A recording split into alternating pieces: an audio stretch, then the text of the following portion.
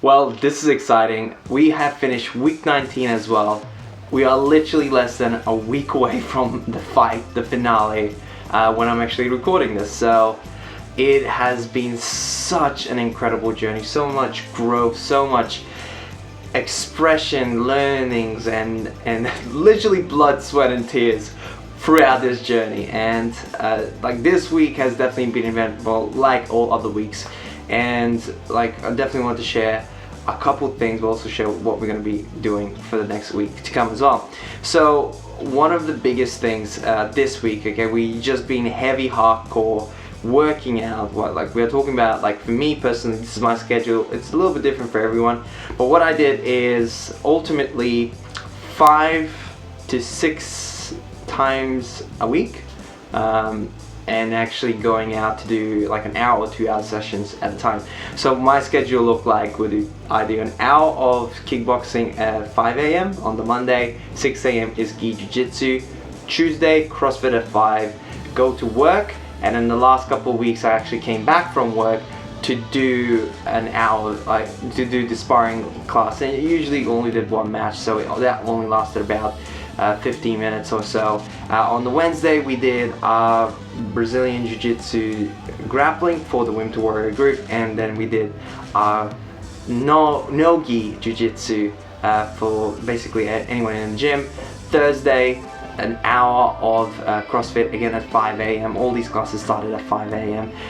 Friday, 5 a.m. wrestling with gloves, so punching, and then stayed for BJJ sparring. And on the weekend, either the Saturday or the Sunday, depending on which day, what I had on, I would go for a run for the last couple of weeks. So definitely a lot of working out, a lot of physical exercise for sure.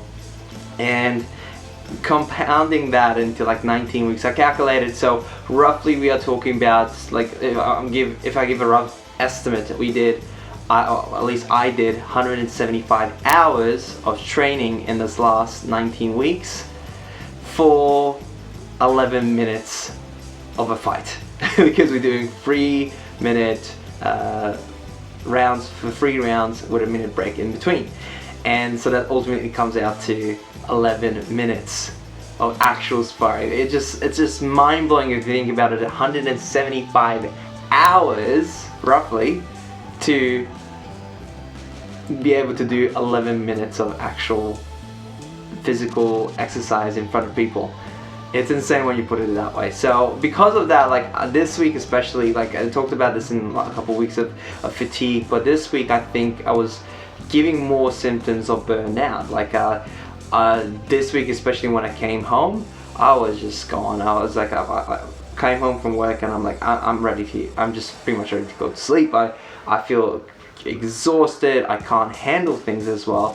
And this was something that someone told me at the very beginning of this whole journey, is that when you're getting closer to a fight, you are going to be more irritable. Like you're going to be in a position where you get more easily angry and frustrated at things that might have not hit your buttons before, or you might have been able to look away just because of the whole pressure and everything that was happening. And I have definitely felt it this week. Like little things, like for example, my sister had her friends over, they were going out to have just partying, and for some reason that just like annoyed me more than it would usually do. Like again, like who cares, like it's not a big deal, but for some reason like it got to me just a tad, and like other things like that were happening. So like showing these burnout symptoms, like I just couldn't do things. Like I would get home and I would just lie in bed and just kind of scroll through Facebook or YouTube or whatever, which I haven't done in the last couple of weeks. I've been very active after I got home, but I just couldn't do it. And one of the reasons, because I consciously gave myself permission to say no to things, because again, like I talked about this in previous videos, I was balancing so many plates at once.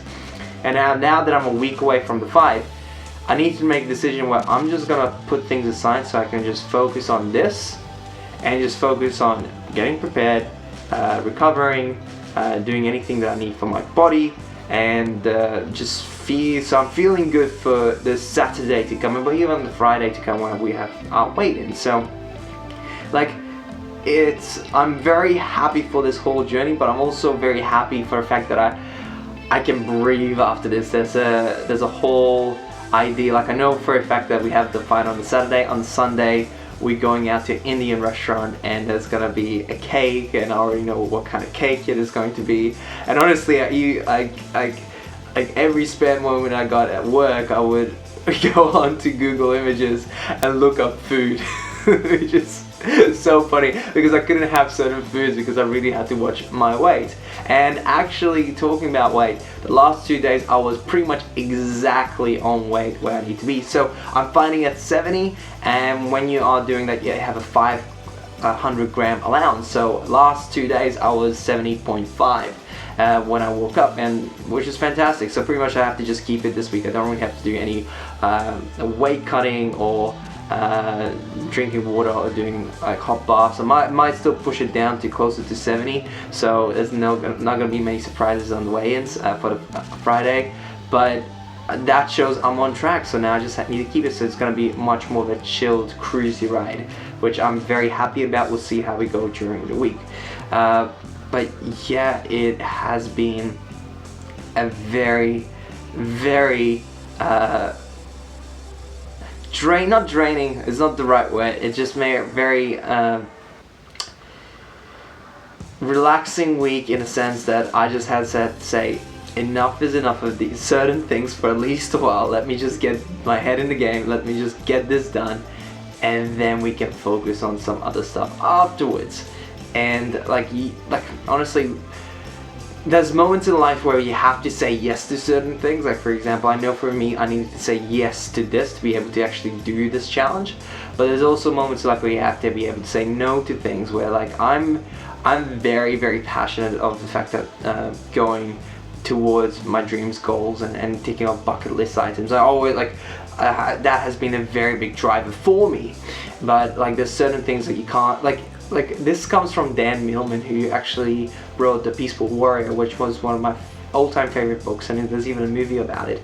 And he had a quote that you can do anything, but you can't do everything.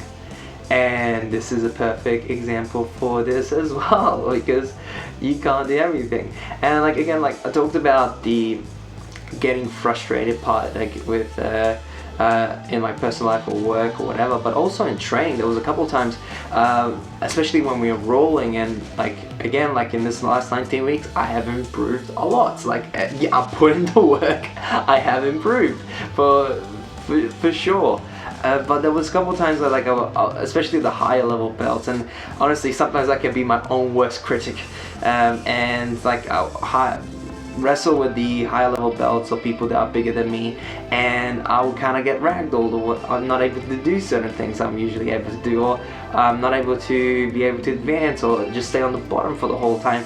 And that was frustrating, and I could feel this animal kind of nature coming past me. And on Friday I just sat down, I was like, I'm just thinking to myself, and then my Brazilian Jiu-Jitsu coach was there, and I just said to him like, hey man, I just feel this way. Like I feel this sometimes when I roll, I have this animalistic nature of rage coming through me, and I'm not sure if this is this something good. Like, is this something I want to utilize? Is this like, how do I want to do it? And he said that's completely normal, because and his saying is like and sometimes when it comes to jiu-jitsu, you're either the zebra or the lion, but you're not both at the same time. Like in certain cases, when you're rolling with people that have just started, you are the lion, absolutely. But when you roll with the guys like the higher level than you or bigger than you, you become the zebra, and that is okay. That is fine.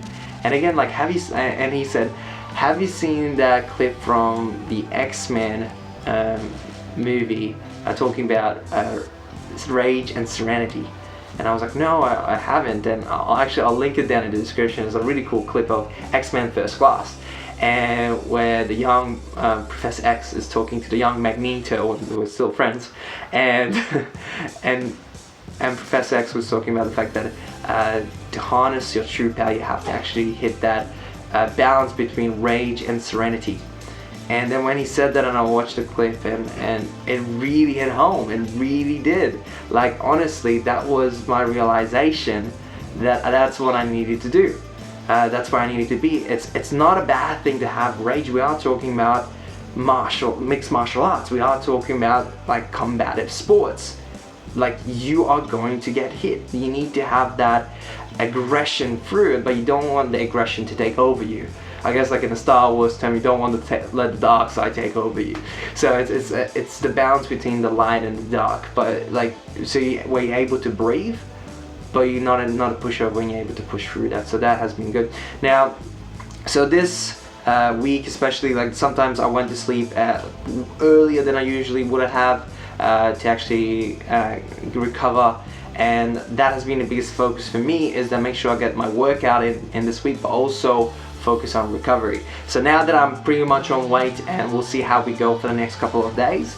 I'm having a massage tomorrow, which I'm super excited about. Like, I can't even tell you how excited I am about that. And then also for the next week, it's just gonna be light cardio. And then from Wednesday on, it's going to be just Tai Chi, mobility, yoga, and stuff like that, just to keep my body moving.